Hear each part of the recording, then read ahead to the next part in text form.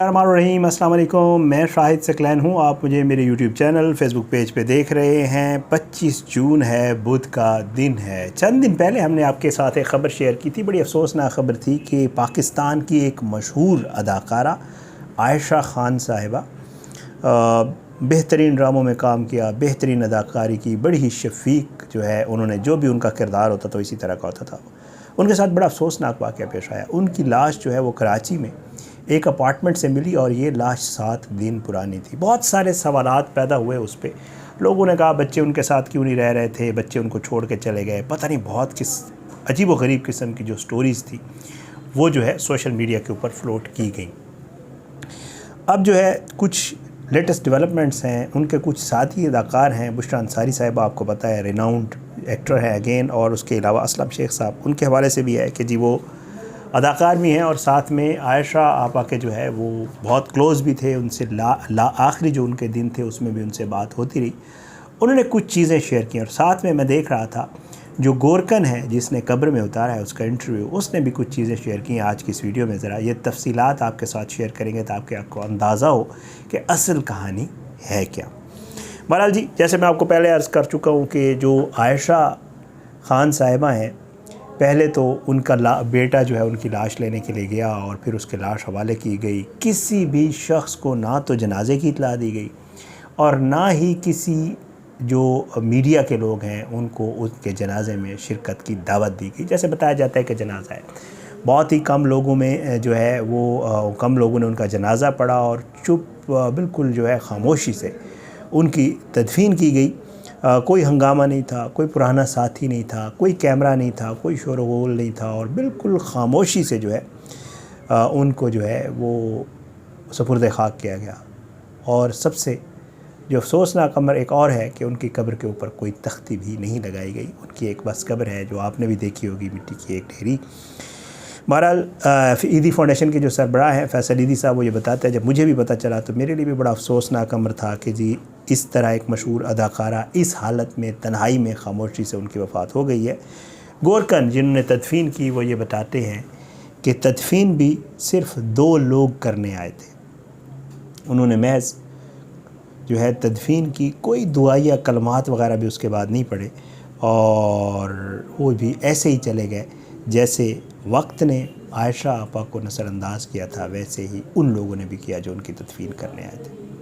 बहरहाल अब कुछ हकीकत आपके सामने रखता हूँ जी। ये अदाकार असलम शेख साहब हैं और बुशरा अंसारी साहिबा हैं। इन्होंने बुशरा अंसारी साहिबा की एक वीडियो है असलम शेख साहब की भी, वो ये कहते हैं कि जी बहुत सारे लोग ये समझते हैं कि बच्चे आखिरी वक्त में उनके करीब नहीं थे और जो है ये सवालात जो है बहुत ही हैरानकुन है और उन्होंने बहुत अहम चीज़ें शेयर की हैं। बुशरा अंसारी और असलम शेख साहब ने कहा कि आयशा खान एक ख़ुद मुख्तार और मेहनती खातून थी जिन्होंने शोबिज़ की दुनिया से अपने काम को इसलिए छोड़ा क्योंकि हमेशा के लिए अपनी शराइत पर काम करना चाहती थीं। असलम शेख ने बताया वो आयशा खान के साथ मुसलसल राब्ते में रहे और उनकी वफ़ात के बाद ये बात सामने आई कि वो गाड़ी ख़ुद चलाती थी और अपनी ज़िंदगी के फ़ैसले ख़ुद करती थीं। असलम शेख ने बताया कि इनके वालिद DSP थे। वो मरहूमा खालिदा रियासत की बहन थी और हैरानकुन तौर पर उनको किसी की मदद की ज़रूरत नहीं थी। बहुत ही ख़ुद मुख्तार और बहुत ही जो है वो गैरतमंद खातून थी। उन्होंने कहा कि आयशा खान हमेशा अपनी ख़ुद मुख्तारी को तरजीह देती थी, किसी पे इंहिसार नहीं करती थी। सोशल मीडिया पर उनकी मौत के बारे में फैलाई जाने वाली झूठी अफवाहें बेबुनियाद हैं और बहुत से लोगों ने हकीकत जानने की कोशिश ही नहीं की। असलम शेख ने कहा कि आयशा खान के बच्चे उनका बहुत ख्याल रखते थे, बाकायदगी से उन्हें पैसे भेजते थे। उनकी बेटे उन्हें दुबई ले जानी चाहती थी।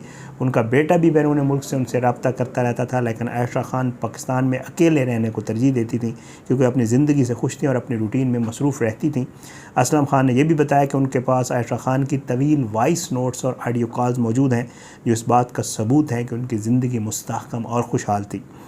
असलम खान ने आयशा खान से उनके इंतकाल से सिर्फ 4 दिन पहले बात की थी जब वो एक फ्रैक्चर से गुजर रही थी। उनके पाँव में फ्रैक्चर हुआ था और ईद के करीब थी। उन्हें अफसोस है कि वो इसके बाद उससे रब्ता नहीं कर सके, ये कहना था उनका। अच्छा, बुशरा अंसारी साहिबा जो है उन्होंने भी अपने ख़यालात का इजहार किया है और उन्होंने ये कहा है कि मैं बहुत गमगीन हूँ, लेकिन सोशल मीडिया पर इस खबर को सुनकर मुझे बहुत ज़्यादा ज़हनी तकलीफ़ हुई है। उन्होंने कहा कि उनके बच्चे बैरून मुल्क थे, मगर वो हालात ऐसे नहीं हैं जैसा कि लोग बयान कर रहे हैं। हमने कुछ साल पहले एक साथ काम किया था और इस दौरान आयशा खान ने अपने बच्चों के बारे में मुझे बहुत बताया। उन्होंने बताया वो बैरून मुल्क रहते हैं, मेरा बहुत ज़्यादा ख्याल रखते हैं, वो चाहते हैं कि मैं उनके साथ बाहर चली जाऊँ, लेकिन मैं उनके साथ नहीं जाती हूँ, मैंने उन्हें इनकार किया हुआ है।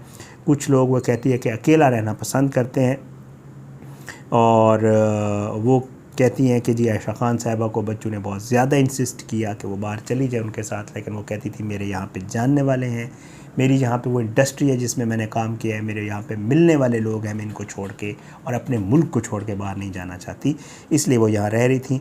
और वो कहती हैं कि जी बुशरा अंसारी साहिबा का कहना है कि मैंने आयशा खान से पूछा कि क्या उनके बच्चे उन्हें पैसे भेजते हैं, तो उन्होंने कहा कि वो भारी रकम उनकी दराज़ों में छोड़ देते हैं। बहुत दफ़ा जब वो देखती हैं उनकी जो है दराज़ों में पैसे पड़े होते हैं। अच्छा, उन्होंने अपनी रोज़मर्रा की रूटीन के बारे में बताया और बताया कि वो गुलशन इकबाल में रहकर बहुत ज़्यादा खुश हैं। वो किताबें पढ़ना और अपनी दूसरी सरगर्मियाँ बहुत पसंद करती थी। वो एक मज़बूत और तालीम याफ्ता खातून थी, लेकिन उनके जो हालात मौजूदा हैं उनके हवाले से असलम शेख साहब ने भी बताया कि ये जितनी भी बातें सोशल मीडिया के ऊपर की जा रही हैं, जिनमें लोग कह रहे हैं कि जी बच्चे ख्याल नहीं रखते थे किसी के साथ, तो ये सब झूठ है। और बुशरा अंसारी साहिबा ने भी यही बताया कि ये बातें महज अफवाहें हैं। जो लोग उनके करीब रहते थे, जो लोग उनको जानते थे, उनको पता है कि उनके बच्चे, ज़ाहिर बात है बाज़ औक़ात में अक्सर बेशतर जो ओवरसीज़ पाकिस्तानी से उनके हवाले से वीडियोज़ करता हूँ तो उनको कहता रहता हूँ अक्सर कि वालिदैन जो है, अक्सर हमारे वालिदैन भी ज़ाहिर बात है जब आप अपने शहर से दूसरे शहर जाते हैं, जैसे हम लोग यहाँ आ गए थे और हमारी कोशिश होती थी कि वो आएँ और हमारे साथ चंद दिन गुजारें, तो यकीन करें बड़ी मुश्किल, वो बहुत थोड़े दिन गुजारने के बाद, क्योंकि उन लोगों के वहाँ कॉन्टेक्ट्स होते हैं, वहाँ फैमिली के लोग रह रहे होते हैं, आस-पास रिश्तेदार रह रहे होते हैं, उनके साथ जुड़े हुए होते हैं, डेली बेसिस के ऊपर वो उनसे मिलते हैं, बाहर निकलते हैं, आना जाना होता है, एक्टिविटीज़ होती हैं, कोई किसी के पास चला जाता है, कोई उनके पास आ जाता है। तो इस तरह की एक्टिविटीज़ फिर यहाँ शहरों में हमारे यहाँ कहाँ है? हमारे यहाँ तो बड़ी मटीरियलिस्टिक लाइफ है। यहाँ पे तो ये होता है कि सुबह से गए हुए बच्चे भी जो है, और जो हम लोग भी जैसे हैं, सुबह निकलते हैं, रात को घर जाते हैं, और जो बेचारे वालिदैन घर पे रह रहे होते हैं, किसके साथ मतलब टीवी देखें सारा दिन तो है, उसके अलावा तो उनके पास कोई एक्टिविटी नहीं होती। गांव देहात में तो उनको टीवी देखने का भी टाइम नहीं मिलता, क्योंकि वहाँ पे तो आपको पता है वहाँ लोग आ रहे होते हैं, रिश्तेदार आ जा रहे होते हैं उनके पास, तो उनको वो वाली लाइफ बड़ी फैसिनेट करती है और उनको वो लाइफ बड़ी अच्छी लगती है और वो वहीं रहना ही पसंद करते हैं, चाहे वहाँ पे फैसिलिटीज़ हों या ना हों। Same was the case with Ayesha Khan साहिबा कि उनके बच्चे बाहर रह रहे हैं, लेकिन दुबई भी रह रहे हैं, कनाडा भी रह रहे हैं, बहुत ज़बरदस्त फैसिलिटीज़, यहाँ से तो बहुत बेहतर मामला है वहाँ पे, लेकिन ज़ाहिर है वो प्रेफर करती थी कि वो यहीं रहें। उनके यहाँ मिलने वाले लोग थे, उन्होंने सारी ज़िंदगी यहाँ गुजारी थी, उन्होंने यहाँ एक्टिंग की थी, लोग उनके चाहने वाले यहीं पे मौजूद थे, तो वो भी नहीं चाहती थी कि वो यहाँ से जाएं, और इसलिए उन्होंने अपने आखिरी वक्त तक वैसी उसमें घर में रही। लेकिन एक चीज़ मैं ज़रूर कहूँगा कि फिर भी उनके बच्चों की ये नाकामी है, फिर भी उनके बच्चों की ये लापरवाही है, फिर भी उनके बच्चों की ये गलती है कि कम से कम वो इन 7-8 दिनों में, जिनमें पड़ोसियों ने बताया कि उनकी स्मेल आ रही है घर से और गए लोग लाश लेने के लिए, इन 7-8 दिनों में उन्होंने जितने भी वो राब्ते में रहे, जितने भी पैसे देते रहे, इस चीज़ का कोई जवाब नहीं है कि आखिर ये 7-8 दिन कैसे गुजरे जिसमें इन्होंने वो कोशिश ही नहीं की, और अगर कॉल भी की और उनका नंबर नहीं लग रहा था और नहीं उठा रही थी, तो उन्होंने किसी को नहीं कहा कि जाके चेक करें हमारी माँ का क्या कसूर है, कसूरवार है, जितना भी कहा जाए फिर भी इनका ये कसूर ज़रूर है। इजाज़त, इंशाअल्लाह अगली वीडियो में मुलाकात ज़रूर होगी। अपनी दुआ में याद रखिएगा। पाकिस्तान जिंदाबाद। अल्लाह हाफ़िज़।